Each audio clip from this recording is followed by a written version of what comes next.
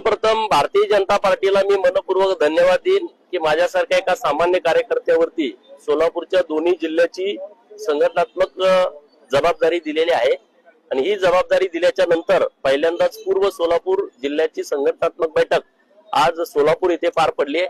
या बैठकीला माननीय जिल्हाध्यक्ष शशिकांतजी चव्हाण, सरचिटणीस माननीय विकासजी वाघमारे, अनुसूचित जाती मोर्चाचे अध्यक्ष माननीय बालाजी वाघमारे, माननीय प्रदीप पाटील, माननीय मुजावर, भाजपाचे सर्व मंडळाचे अध्यक्ष, सर्व जिल्ह्याचे कार्यकारिणीचे पदाधिकारी या बैठकीला उपस्थित होते।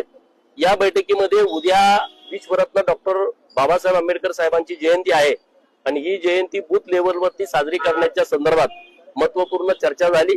नंतर मंडळाच्या कार्यकारिणी विस्तारित करणं, त्यांच्या नेमणुका करणं, प्रकोष्ठ यांची नेमणूक करणं यावरती चर्चा झालेली आहे। केंद्र सरकार राज्य सरकारच्या योजना लोकांच्या पर्यंत पोहोचवणं आणि जो SIR चा कार्यक्रम निवडणूक आयोगाने हातामध्ये घेतलाय त्या संदर्भात चर्चा ही या बैठकीत झाली। नाशिकमध्ये जो कॉर्पोरेट लव जिहाद आहे तो समोर येताना बाहेर आला होता, काय भूमिका आहे आपली? काय भूमिका हीच आहे की IT सेक्टर मध्ये कॉर्पोरेट कंपन्यांमध्ये अशा प्रवृत्तीची लोक मोठ्या पदावरती बसलेले आहेत, ज्यांच्या पदाचा प्रभाव पडू शकतो अशा पदावरती जेवढे जिहादी बसलेले आहेत त्यांची पहिली हकालपट्टी त्या कंपन्यांनी केली पाहिजे। ज्या कंपन्यांमध्ये असे जिहादी बसलेले आहेत त्या कंपन्यांमध्ये मुलींनी काळजीपूर्वक काम केलं पाहिजे। जोपर्यंत यांना पदावरून काढलं जाणार नाही तोपर्यंत त्यांनी कामावरती जाऊ नये। कारण नाशिकमध्ये 9 मुलींना म्हणजे ही संख्या 20 पर्यंत जाऊ शकते असं नाशिक पोलिसांचं म्हणणं आहे। 9 मुलींना हे फसवलंय। एका मुलीवरती 3 अत्याचार केलेत।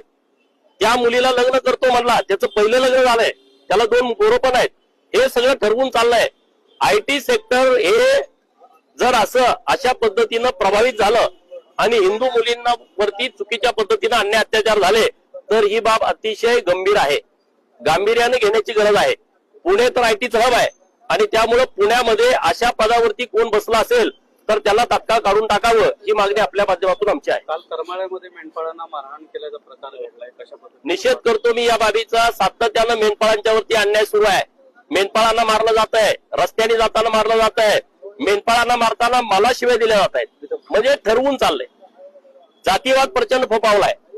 करमाळ्यामध्ये जी घटना घडली आहे ती अत्यंत निंदनीय आहे। पोलिसांनी गुन्हा दाखल केलाय।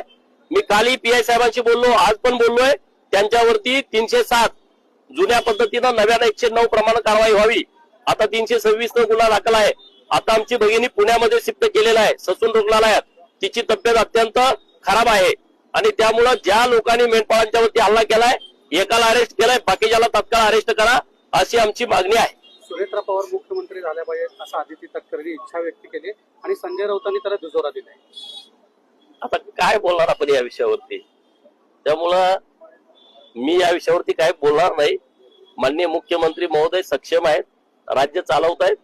त्यांच्या पाठीमागे महाराष्ट्राची प्रचंड मोठी ताकद आहे, प्रचंड मोठी शक्ती महाराष्ट्रातल्या लोकांची देवाभावांच्या सोबत आहे। त्यामुळे अशी स्टेटमेंट करणं जे करतायत त्यांनी जरा काळजीपूर्वक करायची आवश्यकता आहे। रोहित पवार असं म्हणत आहे की सत्तेतलाच एक दुसरा मोठा पक्ष जो दुसऱ्या पक्षाला संपवणार आहे आणि ज्या पद्धतीने अशोक खरात प्रकरण काढलं तसंच प्रकरण महिना अखेरपर्यंत बाहेर कोण कुणाला संपवणार ही काळजी करण्यापेक्षा रोहितनं राजकारणात कसं टिकावं याची काळजी केली तर बरं होईल। कारण आता रोहितचा जीव खूप छोटा झालाय, पार्टी खूप छोटी झालेली आहे। त्यामुळे आता लय मोठा घास घेण्यात, उंटाच्या टिंबटिंबचा मुका घेण्यात आता काही अर्थ नाही। रोहितनं स्वतःच बघावं। कर्ज जामक्याच्या लोकांनी तुझी शिकार करू नये याची काळजी नक्की घे, बाकीच्यांना सल्ला देण्याची